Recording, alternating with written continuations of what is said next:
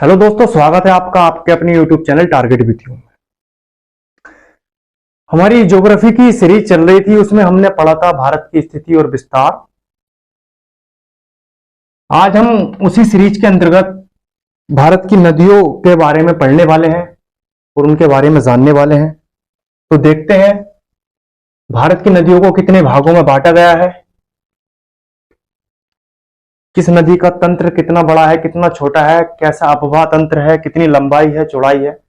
तो जानेंगे आज सब कुछ के बारे में। आज नदी का फर्स्ट वीडियो है हमारा, तो पढ़ते हैं।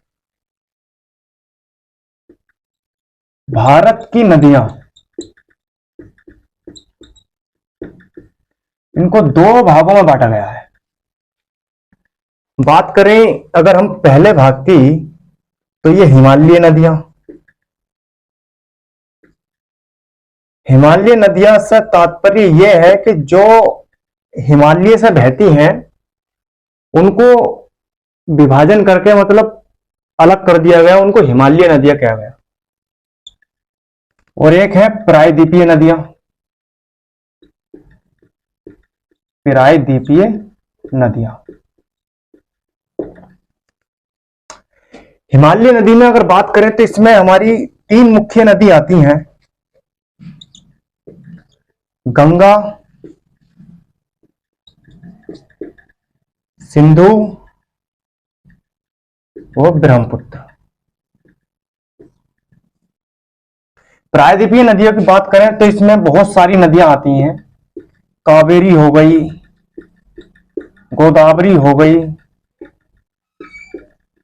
और कृष्णा हो गई, नर्मदा, ताप्ती, ये सब प्रायद्वीपीय भारत की जो नीचे की नदियां हैं उन्हें प्रायद्वीपीय नदियां कहा जाता है। हम पढ़ेंगे हिमालय नदियों के बारे में। हिमालय नदियों में भी हम पढ़ेंगे ब्रह्मपुत्र नदी। ब्रह्मपुत्र नदी तंत्र पढ़ते हैं हम।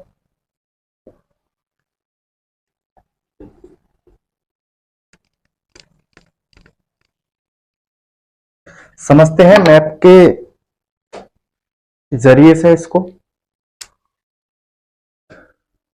मैप बना लेते हैं पहले।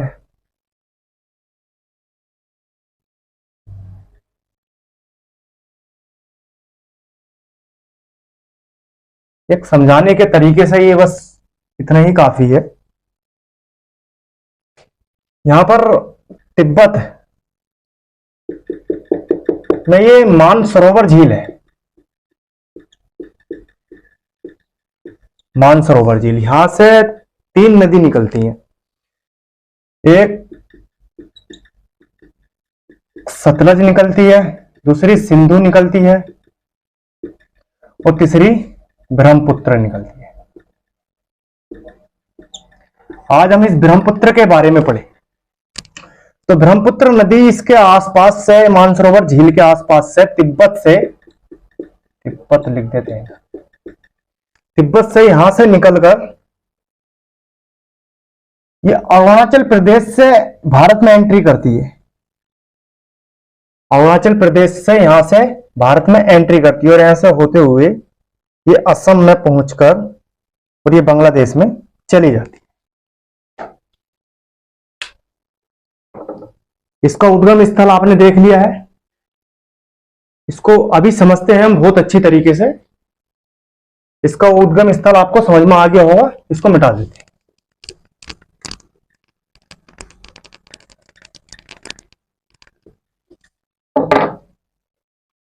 इसका उद्गम तिब्बत में मानसरोवर झील के आसपास से होता है और अरुणाचल प्रदेश से ये भारत में एंट्री करती है। ये मानसरोवर झील समझ लेते हैं, यहां से निकल गए ये इधर अरुणाचल प्रदेश, एपी से डिनोट कर देते हैं इसको, अरुणाचल प्रदेश। यहां से एंट्री करते हुए ये यहां असम, असम से करते हुए ये बांग्लादेश।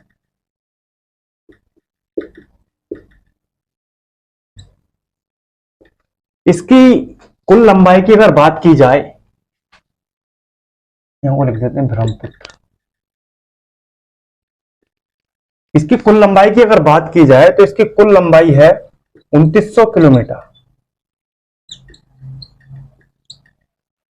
लेकिन भारत में तो ये अरुणाचल प्रदेश से एंट्री करती है और यहाँ असम। भारत में तो सिर्फ ये इतनी बह रही है। तो कभी कभी क्वेश्चन पूछ लेता है कि ब्रह्मपुत्र नदी की भारत में लंबाई कितनी है।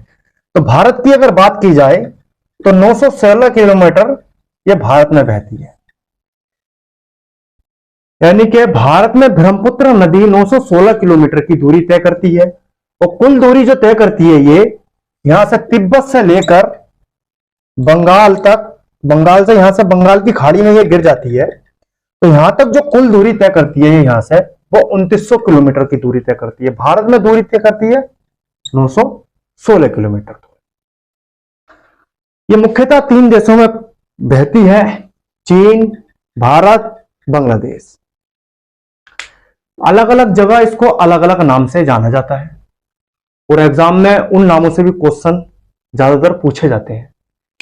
तो तिब्बत का एरिया यहां से यहां तक है, इसको चीन बोला जाता है। तो यहां पर इस नदी को सांगपो नदी के नाम से जाना जाता है।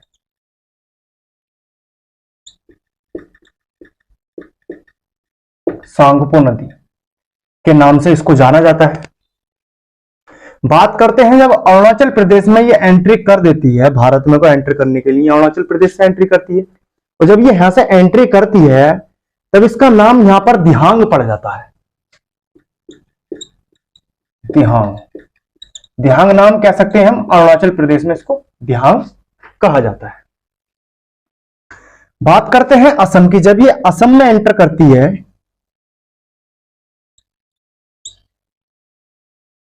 तो इसको इसका ही नाम दे दिया जाता है। इनके ब्रह्मपुत्र जो इसको कहा जाता है वो असम में ही कहा जाता है। असम में इसका नाम ब्रह्मपुत्र है।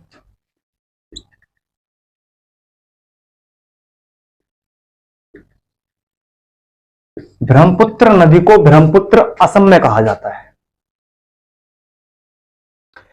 इस नदी की एक मुख्य विशेषता यह भी है कि विश्व का सबसे बड़ा जो नदी द्वीप है वो इसी नदी पर है और यहां पर है असम में। विश्व का सबसे बड़ा नदी द्वीप, विश्व का सबसे बड़ा नदी द्वीप कहां है? असम में। उसका नाम क्या है? माजुली द्वीप। माजुली द्वीप कौन सी नदी बनाती है? ब्रह्मपुत्र नदी। जब असम से ये निकलती है, बांग्लादेश में एंटर करती है, तो बांग्लादेश में इसका नाम जमुना पड़ जाता है। यानी कि यहां से असम से निकलकर जब ये बांग्लादेश में एंटर करती है तो इसका नाम पड़ जाता है जमुना नदी। जमुना नदी, जमुना नदी। बांग्लादेश से निकलकर ये बंगाल की खाड़ी में गिरती है। ये बंगाल की खाड़ी में सिंगल ही नहीं गिरती, मतलब ये जमुना जाकर बंगाल की खाड़ी में नहीं गिरती है। एक इधर से हमारी गंगोत्री ग्लेशियर से एक नदी आती है भागीरथी,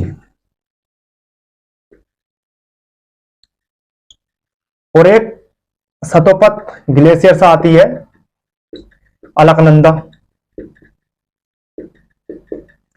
ये दोनों मिलकर बनाती हैं गंगा। ये गंगा पहुंचती है पश्चिम बंगाल।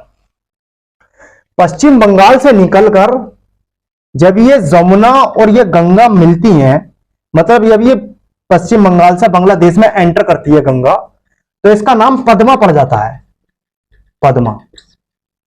और पद्मा और जमुना जब मिलती हैं आपस में तो ये जो इनकी संयुक्त धारा बनती है, ये जो मिलकर नदी बनाती हैं, इस नदी का नाम पड़ता है मेघना।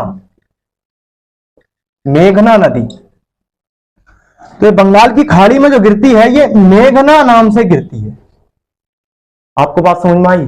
यहां से गंगा नदी आई जो बांग्लादेश में पद्मा नाम से जाने लगी। यहां से ब्रह्मपुत्र नदी आ रही है, असम में ब्रह्मपुत्र, बांग्लादेश में जमुना, जब जमुना और ये पद्मा, जो कि गंगा का नाम है, बांग्लादेश में पड़ा है, ये पद्मा और ये जमुना नदी जो मिलती है, इनका नाम पड़ता है मेघना। ये बंगाल की खाड़ी में मेघना नाम से गिरती है, बंगाल की खाड़ी में मेघना नाम से गिरती है। हमने इसके बारे में जान लिया है, ब्रह्मपुत्र नदी के बारे में, और इसकी सहायक नदियों के बारे में जानते हैं अभी। इसकी सहायक नदी जो दाईं तरफ से आती है, ये एक दिबांग है, दिबांग। एक लोहित नदी आती है जो मिलती है इससे, लोहित। एक आती है धनसिरी नदी, धनसिरी। देखिए, हमको इतना पढ़ना है जो एग्जाम के लिए सफिशिएंट हो। हमको ज्यादा डीपली नहीं जाना है। अगर ज्यादा डीपली जाने लगे तो बहुत कुछ पढ़ा है, इन किताबों में ही अटक जाएंगे और कुछ नहीं कर पाएंगे। तो एग्जाम के पॉइंट ऑफ व्यू से हमें इतना पढ़ना है जितना कि एग्जाम में पूछा जाता है और पूछने की संभावना है। अगर हम इस धनसिरी या लोहित के बारे में डीपली जानेंगे तो इनका भी एक अपना अलग कॉन्सेप्ट है। बस हमको इतना जानना है कि ब्रह्मपुत्र नदी की सहायक नदी कौन कौन सी है। इससे ज्यादा एग्जाम में कुछ नहीं पूछा जाता है। यह पूछ लिया जाता है कि लोहित नदी को खूनी नदी के नाम से भी जाना जाता है। खूनी नदी, लोहित नदी को खूनी नदी भी कह देते हैं। दिबांग हो गई, लोहित हो गई, धनसिरी हो गई, ये इसकी सहायक नदियां हैं। एक सुबनसिरी नदी है, बाएं तरफ से आती है। और भी एक दो नदियां हैं, उनसे ज्यादा क्वेश्चन पूछे नहीं जाते हैं। बस हमको इतना याद करना है कि ब्रह्मपुत्र नदी का जो उद्गम स्थल है वो मानसरोवर झील तिब्बत से है। इसकी कुल लंबाई 2900 किलोमीटर है। चीन में इसको सांगपो कहा जाता है।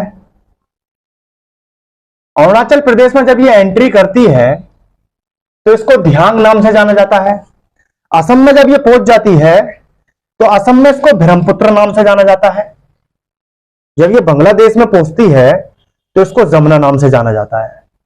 और इधर से आती है गंगा नदी। गंगा नदी जब बांग्लादेश में पहुंचती है तो इसको पद्मा नाम से जाना जाता है। और जो इधर बांग्लादेश में जमुना नाम से जानी जा रही है ब्रह्मपुत्र नदी, और ये पद्मा जो गंगा का नाम है पद्मा नदी, ये जमुना और पद्मा जब आपस में मिलती हैं यहां पर तो इनको मेघना नाम से जाना जाने लगता है। और ये बंगाल की खाड़ी में मेघना नाम से गिरती हैं। ब्रह्मपुत्र नदी पर विश्व का सबसे बड़ा नदी द्वीप है जो असम में है। इसका नाम माजुली द्वीप है। और इसकी कुछ सहायक नदियां हैं, दिबांग है, लोहित है, धनसिरी है। लोहित नदी को खूनी नदी के नाम से भी जाना जाता है। इसकी कुल लंबाई 2900 किलोमीटर है। भारत में ब्रह्मपुत्र नदी की लंबाई 916 किलोमीटर है। आप इसको लिख सकते हैं या मैप के माध्यम से समझ सकते हैं। आशा करता हूं आपको ये वीडियो अच्छा लगा होगा। अगर अच्छा लगा है तो लाइक करें, शेयर करें और चैनल को सब्सक्राइब करें। अगले वीडियो में हम पढ़ेंगे सिंधु नदी तंत्र या फिर गंगा नदी तंत्र, बहुत ही अच्छे तरीके से और प्रॉपर वे में पढ़ेंगे। सिंधु नदी तंत्र से यही क्वेश्चन पूछे जाते हैं और ज्यादा इसके बारे में हमें कुछ पढ़ना नहीं है, इसलिए मैंने पढ़ाना अच्छा भी नहीं समझा है और ज्यादा हमको पढ़ना भी नहीं है। एग्जाम के पॉइंट ऑफ व्यू से एक तरीके से पढ़ना है। नॉलेज के लिए अगर हम पढ़ना चाहें, देखिए दोस्तों, अगर नॉलेज के लिए अगर हम पढ़ना चाहें तो पढ़ने के लिए बहुत कुछ है, बहुत कुछ है कि हम पढ़ते पढ़ते खत्म हो जाएंगे लेकिन पढ़ाई खत्म नहीं होगी। आप ये समझ लीजिए। तो हमको इतना पढ़ना है कि हमारा एग्जाम निकल जाए। तो अगले वीडियो में हम पढ़ेंगे सिंधु नदी तंत्र पढ़ सकते हैं या फिर गंगा नदी तंत्र पढ़ सकते हैं। आप कमेंट कर सकते हैं आपको क्या पढ़ना है। जब नदी ये सीरीज शुरू करी है तो आप सारी नदी हमको पढ़नी है, तो इनके क्वेश्चन भी जानने हैं। आशा करता हूं ये अच्छा लगा होगा। Thank you.